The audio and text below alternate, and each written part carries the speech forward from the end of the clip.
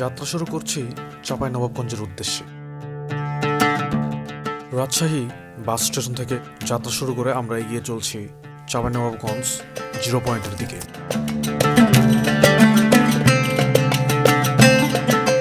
শহর পেরিয়ে আমরা এখন এই মুহূর্তে আছি চাঁপাইনবাবগঞ্জের 0 পয়েন্টে, অর্থাৎ বর্ডার। 0 পয়েন্ট থেকে আমরা এগিয়ে চলছি চামচিকা মসজিদের দিকে। শাহবাজপুর ইউনিয়নের চামচিকা গ্রামে অবস্থিত এই মসজিদটি স্থানীয় ইতিহাসের সাথে গভীরভাবে জড়িত।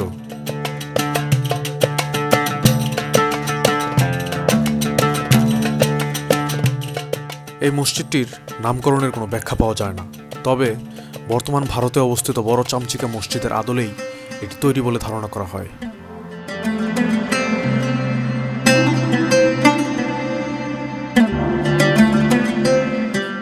আমরা এখন যাচ্ছি চাঁপাইনবাবগঞ্জ জেলার আরও একটি ঐতিহাসিক স্থাপনার দিকে, যার নাম দারোজবাড়ি মসজিদ।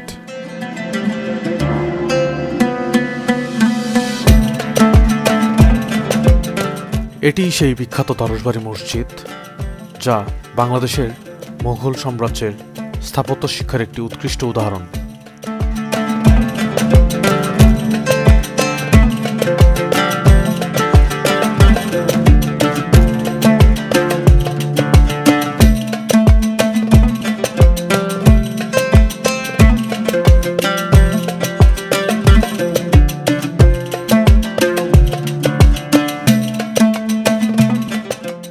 একটা লোকের সাথে আমরা আলাপ করেছি যে এখানে একটা লোক ছিল, ওনার বয়স 130-এর মতো।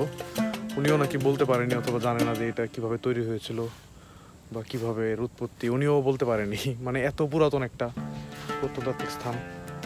বর্তমানে এই স্থানটি পরিত্যক্ত অবস্থায় রয়েছে। মসজিদের চারপাশের দেয়াল ও কয়েকটি প্রস্তর স্তম্ভের মূল দেশ ব্যতীত আর কিছুই অবশিষ্ট নেই। ভবনটির বিভিন্ন অংশ ছড়িয়ে ছিটিয়ে যেখানে সেখানে পড়ে রয়েছে। এ বিষয়ে প্রশাসনের কোনো জোরালো হস্তক্ষেপ আমার চোখে পড়েনি।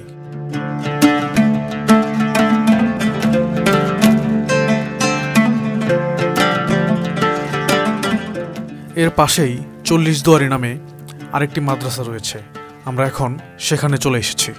3টি প্রধান ফটক সহ মোট 40টি ঘর এখানে রয়েছে, আর 40টি ঘরেরই রয়েছে এক একটি দরজা বা দুয়ার।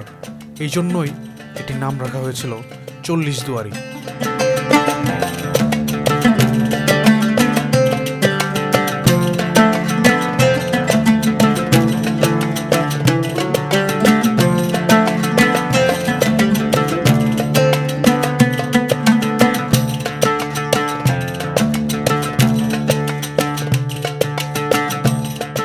এবার আমরা চলে এসেছি এর বেশ কিছুটা অদূরে অবস্থিত তাহখানা কমপ্লেক্সে। তাহখানা শব্দের অর্থ ঠান্ডা ভবন বা প্রাসাদ। মূলত মুঘল সম্রাট শাহজাহানের দ্বিতীয় ছেলে মির্জা শাহ সুজার বিশ্রামাগার ছিল এটি। ভবনটির পূর্ব পাশে একটি বিশাল পুকুর রয়েছে। তার পাশে একটি অষ্টভুজাকৃতির চৌবাচ্চা এবং একটি গোসলখানা রয়েছে।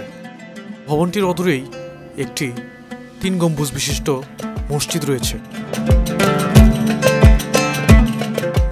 ইতিহাস বলছে শাহ সুজা সুফি সাধক শাহ নেয়ামতুল্লাহর প্রতি শ্রদ্ধাস্বরূপ মাঝে মাঝে এখানে আসতেন এবং অবস্থান করতেন। মসজিদটির একটু অদূরেই রয়েছে এই বারান্দা ঘেরা একটি গম্বুজ সমাধি, যেটিকে সবাই এখন মাজার হিসেবে চেনে। এটাই হচ্ছে সেই মাজার। আমরা এখন মাজারের পেছনের দিকটায় আছি। অনেক শান্ত এবং ঠান্ডা একটা পরিবেশ।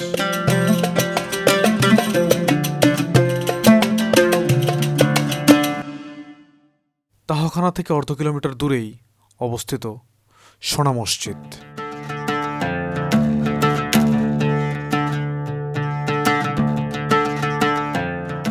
আমরা এখন আছি সোনা মসজিদের সামনে, যাকে সুলতানি স্থাপত্যের রত্ন বলা হয়।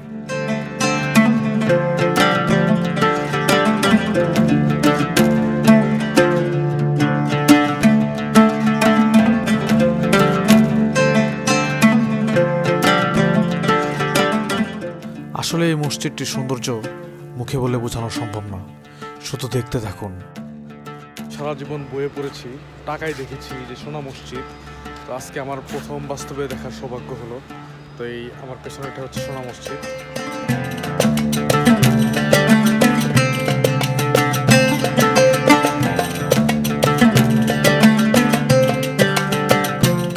চাঁপাইনবাবগঞ্জে সারাদিন ছোটাছুটির পর এখন আমাদের রাজশাহী ফিরে যাওয়ার পালা।